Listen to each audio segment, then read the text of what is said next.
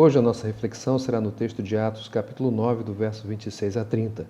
O texto diz assim: Quando chegou a Jerusalém, tentou reunir-se aos discípulos, mas todos estavam com medo dele, não acreditando que fosse realmente um discípulo. Então Barnabé o levou aos apóstolos e lhes contou como no caminho Saulo vira o Senhor que lhe falara e como em Damasco ele havia pregado corajosamente em nome de Jesus. Assim, Saulo ficou com eles e andava com liberdade em Jerusalém, pregando corajosamente em nome do Senhor. Falava e discutia com os judeus de fala grega, mas estes tentavam matá-lo.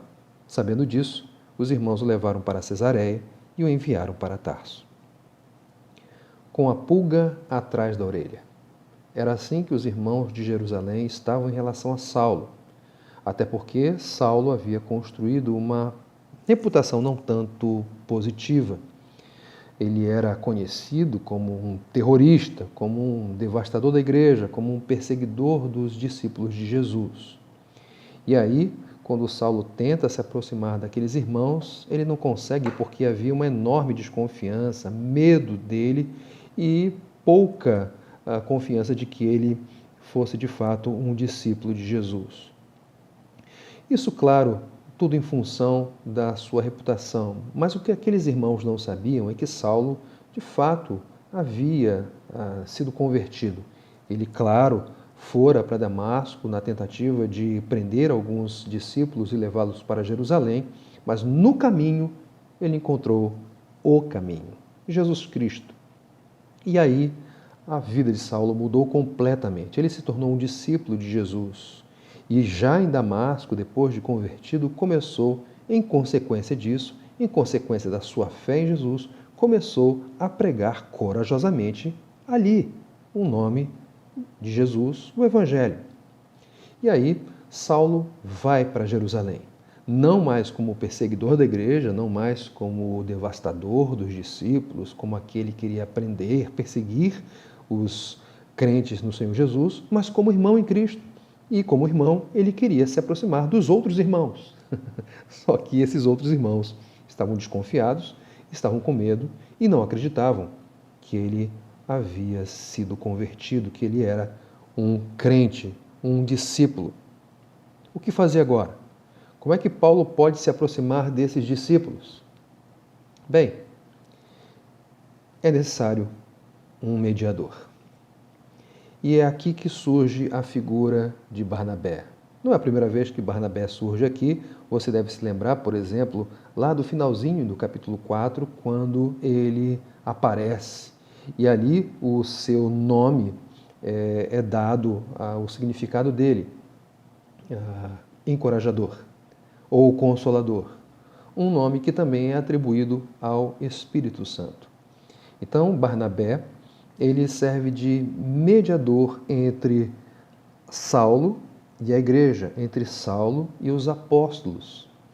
E ali, nesse papel, Barnabé fala favoravelmente em relação a Saulo, dá um testemunho da sua genuína conversão e os efeitos dessa conversão que podem ser verificados na sua pregação corajosa em nome do Senhor Jesus ali em Damasco. Então, o papel de Barnabé como mediador possibilitou que houvesse aproximação, comunhão entre Saulo e os irmãos de Jerusalém, entre os apóstolos, tanto que, depois do testemunho dado por Barnabé, o texto diz que Saulo ficou com eles e andava com liberdade em Jerusalém, pregando corajosamente em nome do Senhor.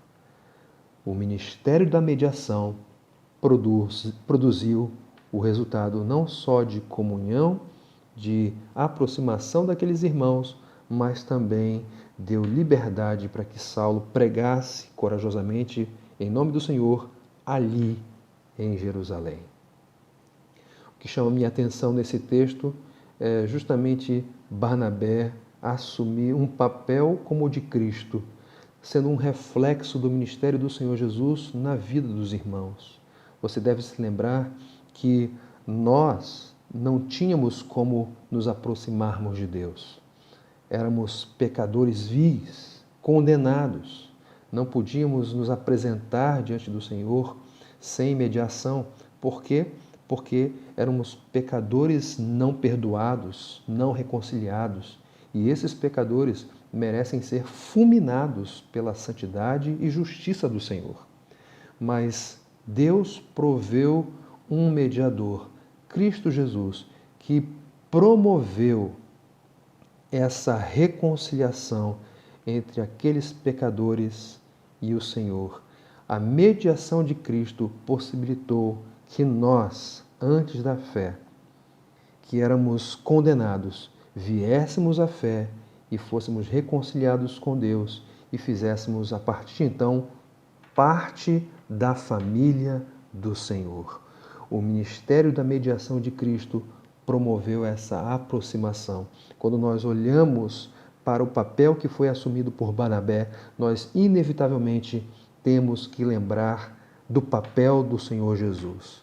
E podemos, a partir da ação, a partir dessa disposição de Barnabé de ser um reflexo do Senhor Jesus, nós também podemos ser motivados a sermos e desenvolvermos um ministério que reflita o caráter, a beleza, a grandeza e a obra de Cristo. É verdade, nós não podemos salvar ninguém, mas podemos, por meio da pregação do Evangelho, aproximar as pessoas de Jesus, o supremo mediador, e Ele, por seu poder, graça e amor, pode mediar o relacionamento entre os homens e Deus, de forma que os homens possam ser recebidos na presença de Deus como filhos amados. Que maravilha é sermos um reflexo da pessoa de Jesus. Você não gostaria de ser e de se colocar à disposição de Cristo para ser um reflexo dele, para ser mediador, para ser um intercessor, para ser aquela pessoa que vai compartilhar o Evangelho e aproximar pessoas de Cristo, para que Ele, no seu papel de mediador, aproxime essas pessoas de Deus?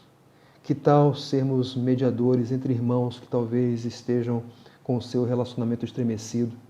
Podemos ser esses intercessores, podemos ser esses intermediários para promover a paz, para promover a reconciliação e, com isso, refletirmos a pessoa de Cristo. Eu quero ser esse reflexo de Jesus e eu imagino que você também deseje ser.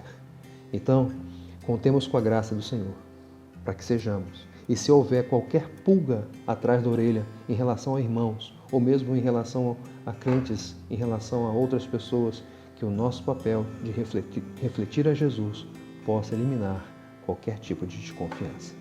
Para a glória de Deus. Que Deus abençoe. Até a próxima reflexão.